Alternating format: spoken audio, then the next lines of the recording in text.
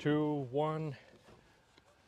Good afternoon, everybody. You are here with the Lao Poet Mobile and Brian Tower, Lao Minnesotan Poet Laureate. Better than a cup of coffee gets you a cup of coffee. But here we are up in lovely Duluth here. And guess who I ran into, apparently hiding out from the Twin Cities here?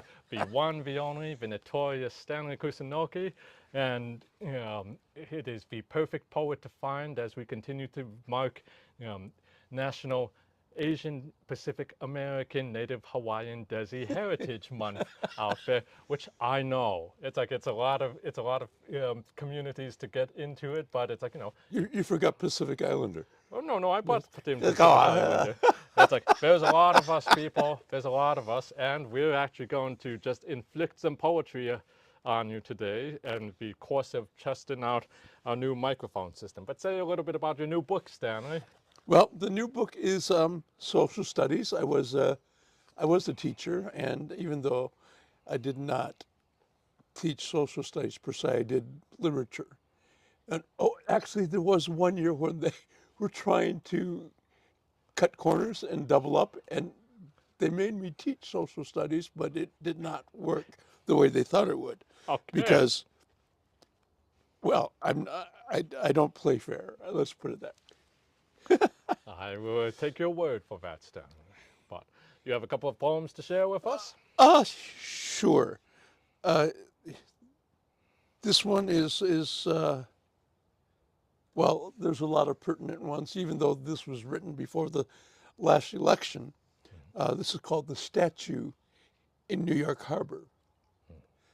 The statue in New York Harbor needs a bath. Even the incoming Irish immigrant can see. Ah, man, she's covered full of seagull shite. Humiliated, she winces for her adopted country. E pluribus unum, no longer, just unum. Everyone, me first. She covers her face with her dimming torch as the steps of democracy are trampled by a mob, drowning out cries for peace, with swastikas on their arms and semi-automatic rifles brandished high. She prays for a torrential rain of outrage against the hate and division to cleanse the country, rinsing her face, her gown, polishing the words at her feet, so that once again she can raise her head and proclaim her name without feeling like a lie. Nice. Then I will read E pluribus unum. Yua tells me a story over the hot hibachi, how she went to Laos to see her lucky sisters for the first time in 2 decades, since the country has loosened up enough to let tourists like us in. Isn't it beautiful, she asked me, then says she gave her sister Maylee $50 to help her family. When Yua returned to the Twin Cities, she learned her sister had been murdered for the money by Maylee's ex-husband, who'd heard of their family reunion and thought the cash rightfully belonged to him. Did you give your relatives anything, she asks. Yes, I reply, $500, but they say they need more to get to America. Wow. Yeah, e pluribus unum. Well, here's one. I wasn't going to read this, but just in the way we've been talking, I think we can both identify with this one. I was at the Line 3 protest with my associate minister at that time, who is, I wanted to say Puerto Rican, but he's not. But he looks Puerto Rican, Hispanic anyway, from Texas. And so he's young and he likes to eat, and there was free food. It was, and so we were among the last ones to leave. So paranoia, driving home after the protest. Here we are, 2 brown bodies, leaving alone after the main body of pilgrims has departed. 2 sets of headlights in tandem southward into the gloaming. A glance in the mirror reveals a 3rd car following. White Dodge Charger, light bar on the roof, the mark of the county sheriff. What are the odds, I wonder, as I slow below the posted speed limits? Perhaps he will pass. He does not. He traces our passage around each curve, neither gaining nor receding. Should I worry? Nothing done wrong, but too many newspaper stories, too many television reports. It is a long way when I turn. My friend Christian, following behind me, turns, and the cruiser continues on its own course. I imagine Christian sighing in his VW. I exhale, move up to the speed limit, heading home. I like that. And while Poetmobile, you often run into situations like that. Well, you advertise it on your on the side of your car. Called out. Midwestern Conversations. You're the whitest guy I know, Nate tells me over a backyard barbecue at the end of high school. It's supposed to be a compliment. You speak English even better than some of the students who were born here, a teacher tells me after hours. And it's true. I'm pulling you over, sir, because frankly, you look like one of the bad guys, a cop tells me, his hand on a holstered Glock in Ohio. And you've got an awful lot of cash on you. But I'm just getting my rent from my landlady, who doesn't trust my checks.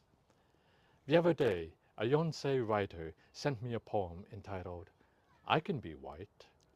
My heart can't give it an iota of serious consideration, although it's entirely possible I'm just projecting.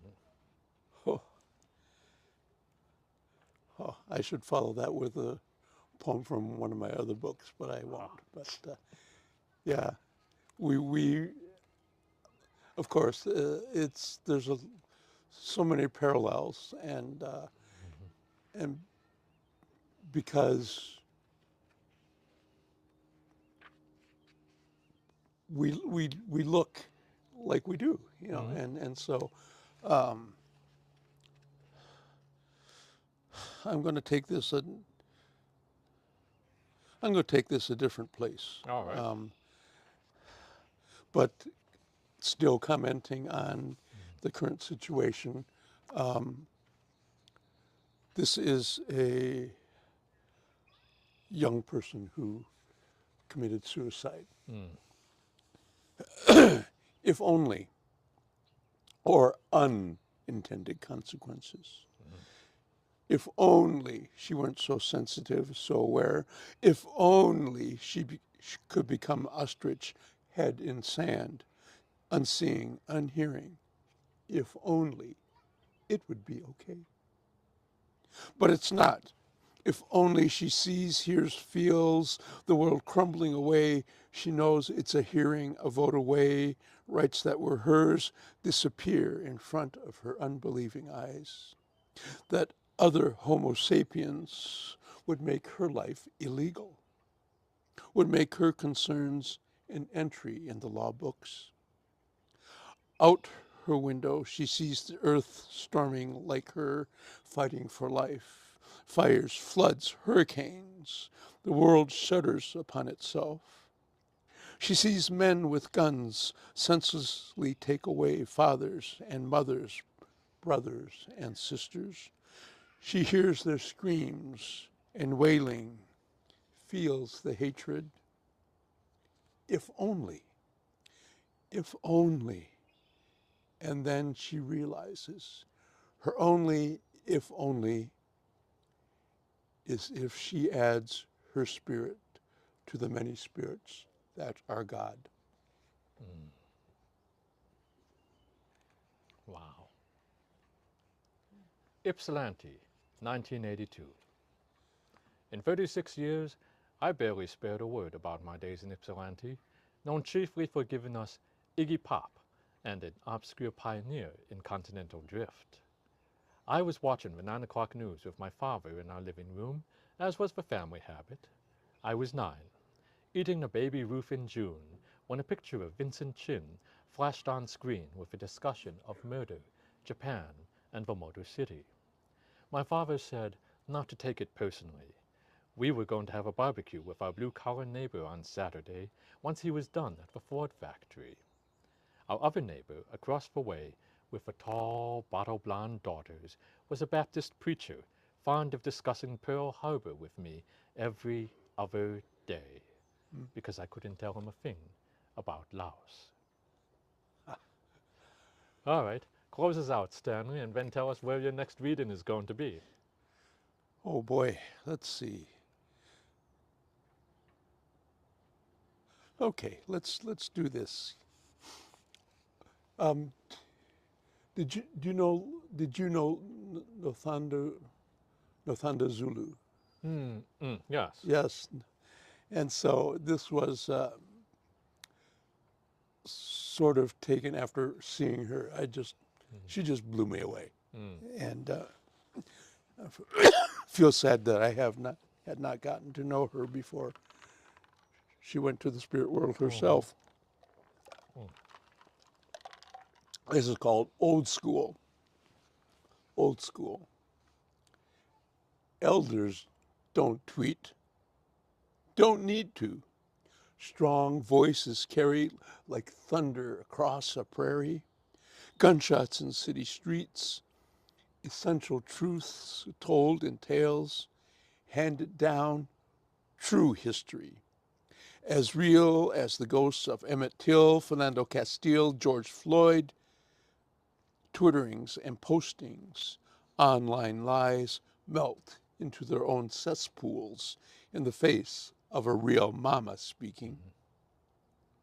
Which begs the question, where are the mamas of the liars and pretenders and wimp-ass politicians? Where are those mamas laying down what is and what shall be? Where are those strong voices? Surely everyone has a mama. Come out, mamas. Come quick. Thank you very much, Stanley. And so that's his new book, Social Studies. Social Studies, and it will make its North Country debut on June 7th, 1 to 3 p.m. at Foxes and Fireflies, 1401 Tower Street in Superior, Wisconsin. Well, I'm sure we're all going to do our very best to be there.